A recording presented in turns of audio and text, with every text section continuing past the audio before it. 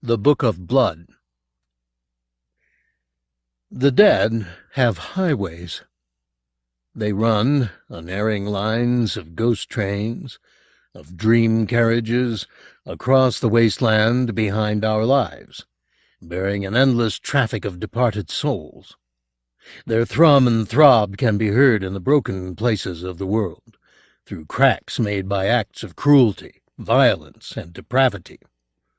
Their freight, the wandering dead, can be glimpsed when the heart is close to bursting, and sights that should be hidden come plainly into view. They have signposts, these highways, and bridges and laybys. They have turnpikes and intersections. It is at these intersections, where the crowds of dead mingle and cross, that this forbidden highway is most likely to spill through into our world. The traffic is heavy at the crossroads, and the voices of the dead are at their most shrill. Here the barriers that separate one reality from the next are worn thin with the passage of innumerable feet. Such an intersection on the Highway of the Dead was located at number 65 Tollington Place. Just a brick-fronted mock Georgian detached house, number 65 was unremarkable in every other way. An old, forgettable house, stripped of the cheap grandeur it had once laid claim to. It had stood empty for a decade or more. It was not rising damp that drove tenants from number 65. It was not the rot in the cellars, or the subsidence that had opened a crack in the front of the house that ran from doorstep to eaves. It was the noise of passage. In the upper story, the din of that traffic never ceased. It cracked the plaster on the walls, and it warped the beams. It rattled the windows. It rattled the mind, too. Number 65 Tollington Place was a haunted house, and no one could possess it for long without insanity setting in. At some time in its history, a horror had been committed in that house. No one knew when or what. But even to the untrained observer, the oppressive atmosphere of the house, particularly the top story, was unmistakable. There was a memory and a promise of blood in the air of number 65, a scent that lingered in the sinuses and turned the strongest stomach. The building and its environs were shunned by vermin, by birds, even by flies. No woodlice crawled in its kitchen. No starling had nested in its attic. Whatever violence had been done there, it had opened the house up as surely as a knife slits a fish's belly, and through that cut, that wound in the world, the dead peered out, and had their say. That was the rumor, anyway. It was the third week of the investigation at 65 Tollington Place. 3 weeks of unprecedented success in the realm of the paranormal. Using a newcomer to the business, a 20-year-old called Simon McNeil, as a medium, the Essex University Parapsychology Unit had recorded all but incontrovertible evidence of life after death. In the top room of the house, a claustrophobic corridor of a room, the McNeil boy had apparently summoned the dead, and at his request they had left copious evidence of their visits, writing in 100 different hands on the pale ochre walls. They wrote, it seemed, whatever came into their heads. Their names, of course, and their birth and death dates, fragments of memories, and well-wishes to their living descendants, strange elliptical phrases that hinted at their present torments and mourned their lost joys. Some of the hands were square and ugly, some delicate and feminine. There were obscene drawings and half-finished jokes alongside lines of romantic poetry, a badly drawn rose, a game of noughts and crosses, a shopping list. The famous had come to this wailing wall. Mussolini was there, Lenin and Janis Joplin, and nobody's too. Forgotten people had signed themselves beside the greats. It was a roll call of the dead, and it was growing day by day. as though word of mouth was spreading amongst the lost tribes, and seducing them out of silence to sign this barren room with their sacred presence. After a lifetime's work in the field of psychic research, Dr. Florescu was well accustomed to the hard facts of failure. It had been almost comfortable, settling back into a certainty that the evidence would never manifest itself.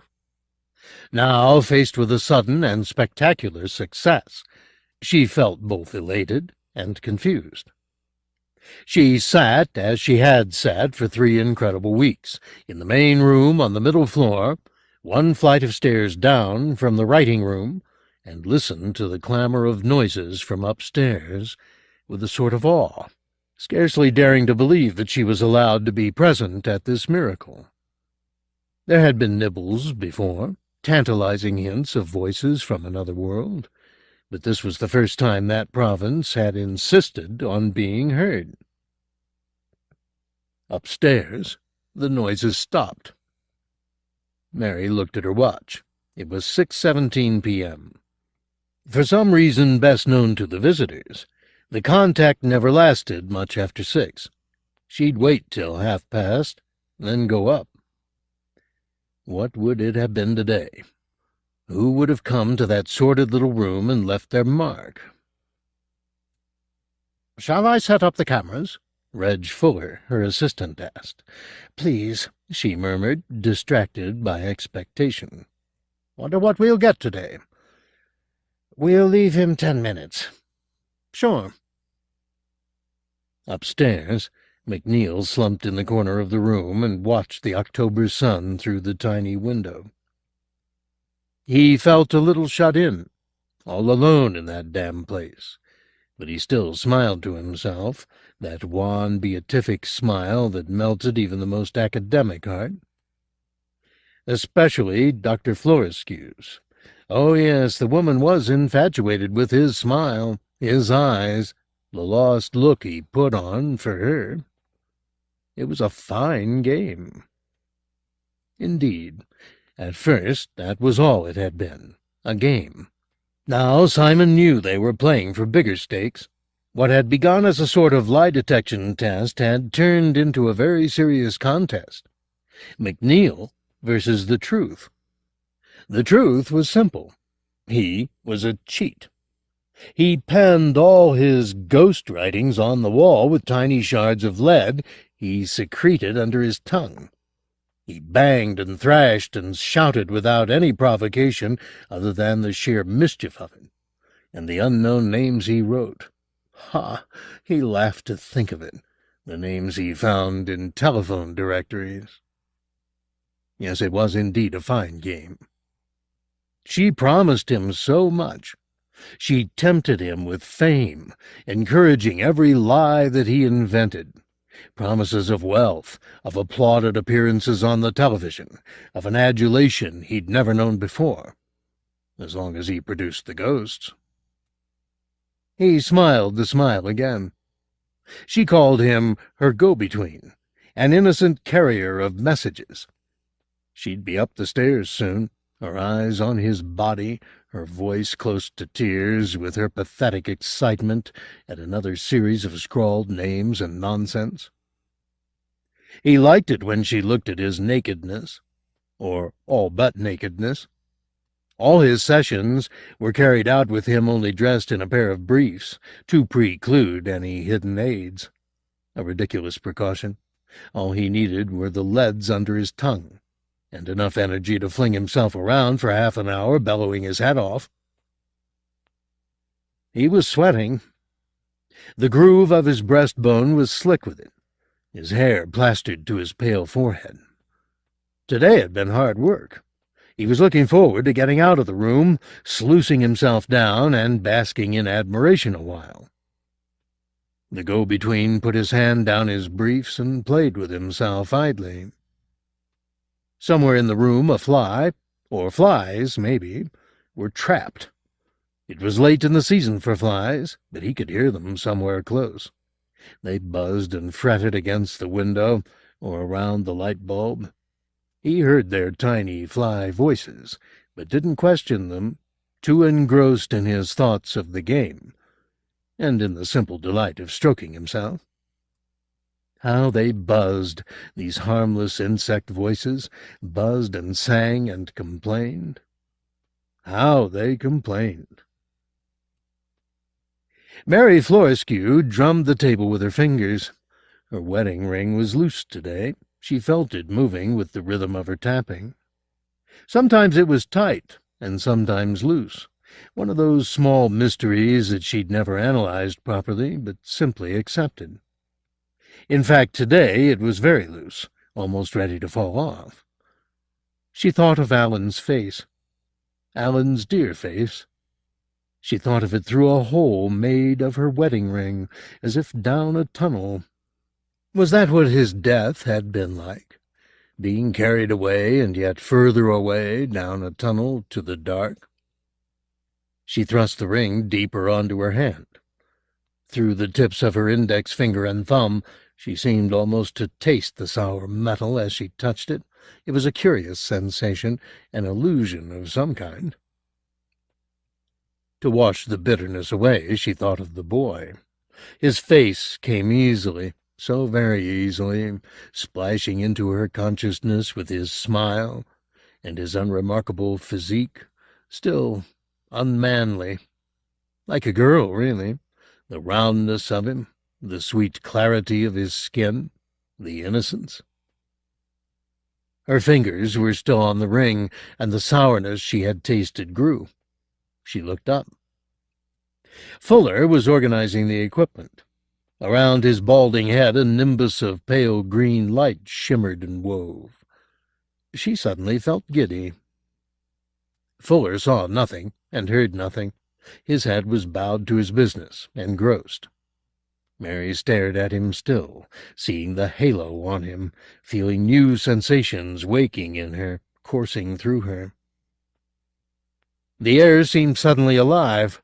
The very molecules of oxygen, hydrogen, nitrogen jostled against her in an intimate embrace. The nimbus around Fuller's head was spreading, finding fellow radiance in every object in the room. The unnatural sense in her fingertips was spreading, too. She could see the color of her breath as she exhaled it, a pinky-orange glamour in the bubbling air. She could hear, quite clearly, the voice of the desk she sat at, the low whine of its solid presence. The world was opening up, throwing her senses into an ecstasy, coaxing them into a wild confusion of functions. She was capable, suddenly, of knowing the world as a system, not of politics or religions, but as a system of senses, a system that spread out from the living flesh to the inert wood of her desk, to the stale gold of her wedding ring. And further, beyond wood, beyond gold, the crack opened that led to the highway. In her head she heard voices that came from no living mouth. She looked up, or rather some force thrust her head back violently, and she found herself staring up at the ceiling. It was covered with worms. No, that was absurd. It seemed to be alive, though, maggoty with life, pulsing, dancing. She could see the boy through the ceiling. He was sitting on the floor with his jutting member in his hand. His head was thrown back like hers. He was as lost in his ecstasy as she was. Her new sight saw the throbbing light in and around his body, traced the passion that was seated in his gut and his head, molten with pleasure. It saw another sight, the lie in him, the absence of power where she'd thought there had been something wonderful. He had no talent to commune with ghosts, nor had he ever had. She saw this plainly. He was a little liar, a boy liar, a sweet white boy liar, without the compassion or the wisdom to understand what he had dared to do. Now it was done. The lies were told, the tricks were played, and the people on the highway, sick beyond death of being misrepresented and mocked, were buzzing at the crack in the wall and demanding satisfaction. That crack she had opened. She had unknowingly fingered and fumbled at, unlocking it by slow degrees. Her desire for the boy had done that. Her endless thoughts of him, her frustration, her heat and her disgust at her heat had pulled the crack wider. Of all the powers that made the system manifest, love and its companion, passion, and their companion, loss, were the most potent. Here she was, an embodiment of all three, loving and wanting, and sensing acutely the impossibility of the former two. Wrapped up in an agony of feeling which she had denied herself, believing she loved the boy simply as her go-between. It wasn't true. It wasn't true. She wanted him now, deep inside her. Except that now it was too late. The traffic could be denied no longer. It demanded. Yes, it demanded access to the little trickster. She was helpless to prevent it. All she could do was utter a tiny gasp of horror as she saw the highway open out before her and understood that this was no common intersection they stood at. Fuller heard the sound. "Doctor?" He looked up from his tinkering, and his face, washed with a blue light she could see from the corner of her eye, bore an expression of inquiry. "Did you say something?" he asked.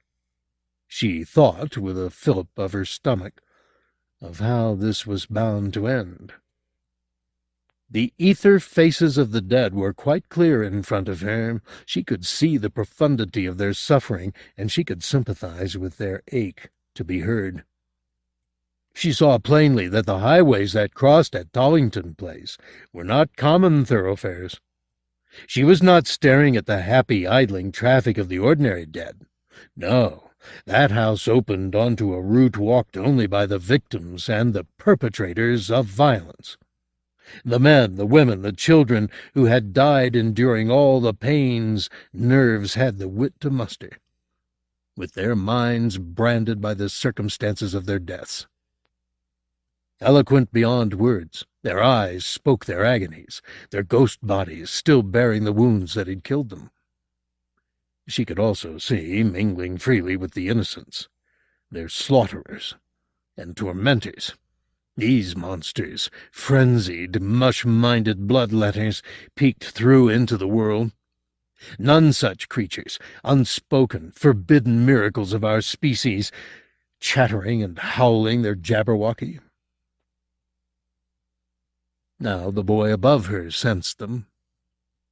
She saw him turn a little in the silent room, knowing that the voices he heard were not fly voices. The complaints were not insect complaints. He was aware suddenly that he had lived in a tiny corner of the world, and that the rest of it, the third, fourth, and fifth worlds, were pressing at his lying back, hungry and irrevocable. The sight of his panic was also a smell and a taste to her. Yes, she tasted him, as she had always longed to. But it was not a kiss that married their senses. It was his growing panic. It filled her up. Her empathy was total. The fearful glance was hers as much as his. Their dry throats rasped the same small word. Please. That the child learns, please. That wins care and gifts, please. That even the dead, surely, even the dead must know and obey. Please. Today there would be no such mercy given, she knew for certain. The ghosts had despaired on the highway, a grieving age, bearing the wounds they had died with, and the insanities they had slaughtered with. They had endured his levity and insolence, his idiocies, the fabrications that had made a game of their ordeals. They wanted to speak the truth. Fuller was peering at her more closely, his face now swimming in a sea of pulsing orange light. She felt his hands on her skin. They tasted of vinegar. "Are you all right?" he said, his breath like iron. She shook her head. No, she was not all right. Nothing was right. The crack was gaping wider every second. Through it she could see another sky, the slate heavens that lowered over the highway. It overwhelmed the mere reality of the house. "Please," she said, her eyes rolling up to the fading substance of the ceiling. Wider. Wider. The brittle world she inhabited was stretched to breaking point. Suddenly it broke like a dam, and the black waters poured through, inundating the room. Fuller knew something was amiss. It was in the color of his aura, the sudden fear. But he didn't understand what was happening. She felt his spine ripple. She could see his brain whirl. "What's going on?" he said. The pathos of the inquiry made her want to laugh. Upstairs, the water jug in the writing room shattered. Fuller let her go and ran towards the door. It began to rattle and shake even as he approached it, as though all the inhabitants of hell were beating on the other side. The handle turned and turned and turned. The paint blistered. The key glowed red-hot. Fuller looked back at the doctor, who was still fixed in that grotesque position, head back, eyes wide. He reached for the handle, but the door opened before he could touch it. The hallway beyond had disappeared altogether. Where the familiar interior had stood, the vista of the hallway stretched to the horizon. The sight killed Fuller in a moment. His mind had no strength to take the panorama in. It could not control the overload that ran through his every nerve. His heart stopped. A revolution overturned the order of his system.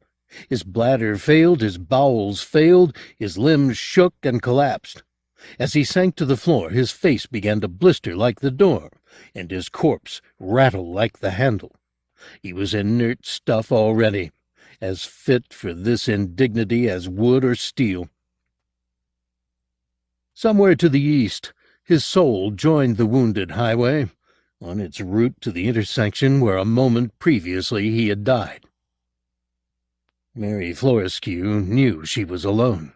Above her, the marvelous boy, her beautiful, cheating child, was writhing and screeching as the dead set their vengeful hands on his fresh skin. She knew their intention. She could see it in their eyes. There was nothing new about it. Every history had this particular torment in its tradition. He was to be used to record their testaments. He was to be their page, their book, the vessel for their autobiographies. A book of blood. A book made of blood. A book written in blood. She thought of the grimoires that had been made of dead human skin. She'd seen them, touched them. She thought of the tattoos she'd seen. Freak show exhibits, some of them, others just shirtless laborers in the street with a message to their mothers pricked across their backs. It was not unknown to write a book of blood. But on such skin, on such gleaming skin, oh God, that was the crime. He screamed as the torturing needles of broken jug glass skipped against his flesh, plowing it up. She felt his agonies as if they had been hers, and they were not so terrible. Yet he screamed, and fought, and poured obscenities out at his attackers. They took no notice. They swarmed around him, deaf to any plea or prayer, and worked on him with all the enthusiasm of creatures forced into silence for too long. Mary listened as his voice wearied with its complaints, and she fought against the weight of fear in her limbs. Somehow she felt she must get up to the room. It didn't matter what was beyond the door or on the stairs. He needed her, and that was enough. She stood up and felt her hair swirl up from her head, flailing like the snake hair of the Gorgon Medusa. Reality swam. There was scarcely a floor to be seen beneath her. The boards of the house were ghostwood, and beyond them a seething dark raged and yawned at her. She looked to the door, feeling all the time a lethargy that was so hard to fight off. Clearly they didn't want her up there. Maybe, she thought, they even fear me a little. The idea gave her resolution. Why else were they bothering to intimidate her unless her very presence, having once opened this hole in the world, was now a threat to them? The blistered door was open. Beyond it, the reality of the house had succumbed completely to the howling chaos of the highway. She stepped through, concentrating on the way her feet still touched solid floor, even though her eyes could no longer see it. The sky above her was Prussian blue. The highway was wide and windy. The dead pressed on every side. She fought through them as through a crowd of living people, while their gawping idiot faces looked at her and hated her invasion. The please was gone. Now she said nothing, just gritted her teeth and narrowed her eyes against the highway, kicking her feet forward to find the reality of the stairs that she knew were there. She tripped as she touched them, and a howl went up from the crowd. She couldn't tell if they were laughing at her clumsiness or sounding a warning at how far she had got. First step, second step, third step. Though she was torn at from every side, she was winning against the crowd. Ahead, she could see through the door of the room to where her little liar was sprawled, surrounded by his attackers. His briefs were around his ankles. The scene looked like a kind of rape.